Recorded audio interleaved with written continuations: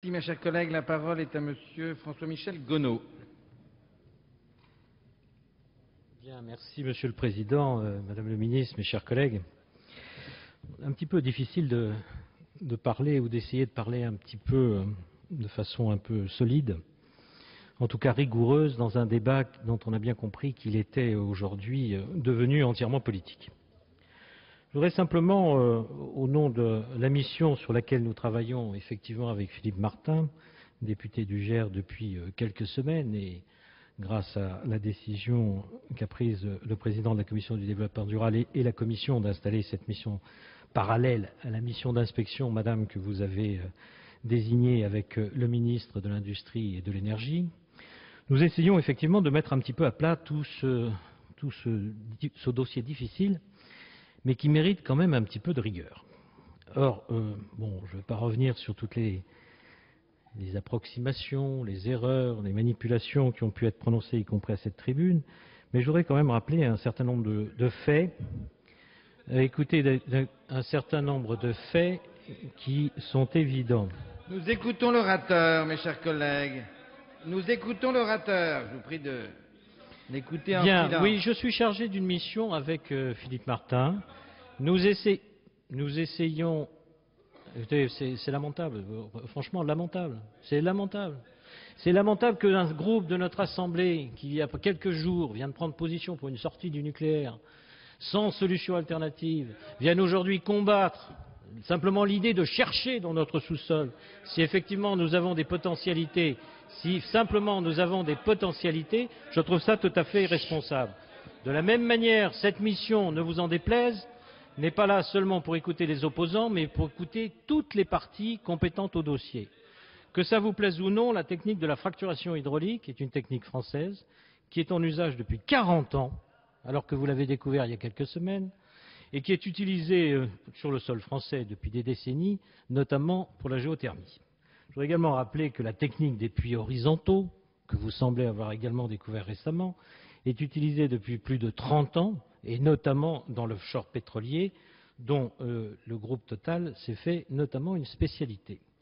Je voudrais également rappeler qu'il y a des décennies, vous semblez l'avoir oublié, et beaucoup de nos collègues semblent l'avoir oublié, il y a des décennies que l'on fore, que l'on cherche, que l'on a trouvé, que l'on produit du pétrole, notamment dans ce que l'on appelle le bassin parisien, et qui n'est pas le bassin parisien administratif, mais bien évidemment le bassin parisien géologique qui va jusqu'aux portes de Nancy. Et que je pense que nous avons pour devoir d'essayer de comprendre, comme l'a rappelé tout à l'heure le président de la Commission du développement durable, ce qu'il y a dans le sous-sol de notre pays. Je voudrais également rappeler un certain nombre de choses. Aujourd'hui, effectivement, nous ne savons pas, comme l'a rappelé Serge Grouard, s'il y a des potentialités importantes d'huile ou de gaz de schiste dans le sous-sol français. Nous ne savons pas s'il y en a suffisamment pour demain, un jour, faire de l'exploitation. Nous ne savons pas s'il est rentable aujourd'hui de procéder à cette exploitation ou pas, et qu'il est nécessaire, pour répondre à toutes ces questions, de forer, c'est-à-dire de faire de l'exploration. Je pense qu'il est notre devoir aussi de rappeler un certain nombre de vérités, c'est que, bien évidemment, les permis qui ont été attribués ne sont pas des permis d'exploitation, comme ceux qui ont demandé ce débat ont souhaité l'intituler. Il ne s'agit pas aujourd'hui d'explorer, il s'agit de chercher dans le sous-sol français. Je voudrais également rappeler un certain nombre de choses à ceux qui demandent l'annulation des permis. Monsieur Chanteguet, on vous a écouté, laissez maintenant l'orateur s'exprimer. C'est pas digne de vous, chers collègues. C'est pas digne de vous, chers collègues. Franchement, c'est pas digne de vous.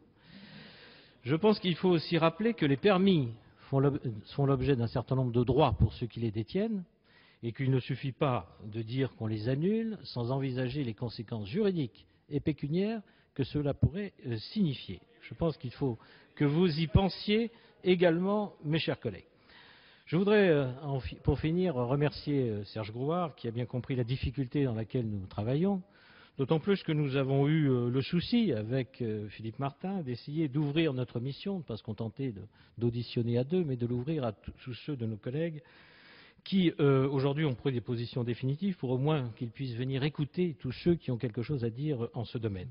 Ceux qui s'intéressent au sol de la France, les groupes divers et variés qui procèdent à l'exploitation de ressources fossiles, en France ou ailleurs, mais aussi tous ceux institutionnels, tous ceux associatifs ou politiques qui ont leur point de vue à exprimer dans le cadre de cette mission.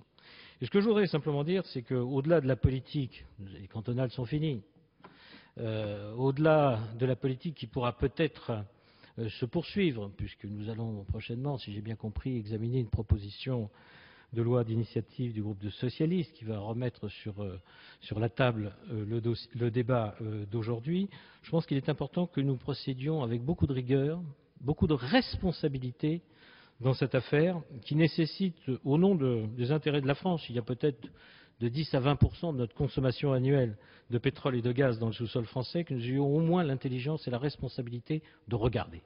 De le faire dans des conditions fiscales, qui sont sans doute aussi à revoir. On a beaucoup parlé du code minier, mais il y a aussi la fiscalité qu'il faudra sans doute revoir. Dans des conditions juridiques, dans des conditions techniques, dans des conditions environnementales, dans des conditions de santé publique, bien sûr, qui doivent être acceptables. Bien sûr qui doivent être acceptables. Je pense qu'on ne peut parler que de cela. Tout le reste, c'est de la polémique. Tout le reste, je crois, sera vu à une aube nouvelle une fois que les deux missions auront remis leur rapport. Et je pense qu'à ce moment-là, l'intelligence reprendra le dessus. Merci, mon cher collègue.